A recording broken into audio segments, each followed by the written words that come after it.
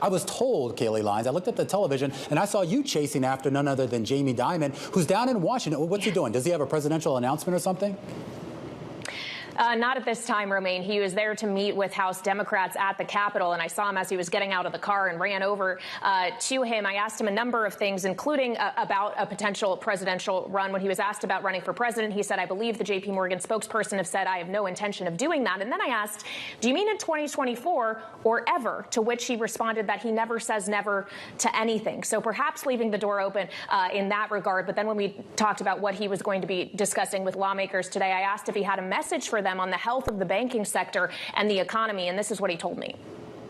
Yeah, I think we've been quite clear. I think it's actually quite strong, and there's some very isolated events out there, and hopefully that's over. Will JPMorgan have to buy more banks? I doubt it. So he's. And I also asked him on this. Oh, sorry, Romaine.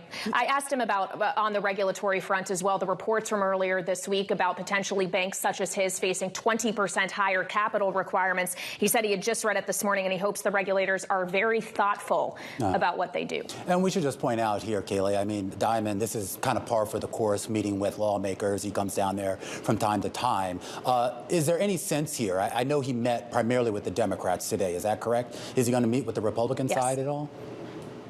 That's a good question. We haven't heard anything at this point. But when he was in Washington again just a few weeks ago, he met with the majority leader in the Senate, Chuck Schumer, and then also met with others on the other side of the aisle. So he is a semi-frequent visitor here. Of course, that visit was surrounding the debt ceiling and the concern that the U.S. was going to default, which is now past us. So potentially a little bit more forward-looking here as he meets with lawmakers. He was just in the right place at the right time. Was he in a nice car? Really? No. All right. I will let you know, I didn't even register what kind of car it was. I was just like, Jamie Dimon, locked and loaded.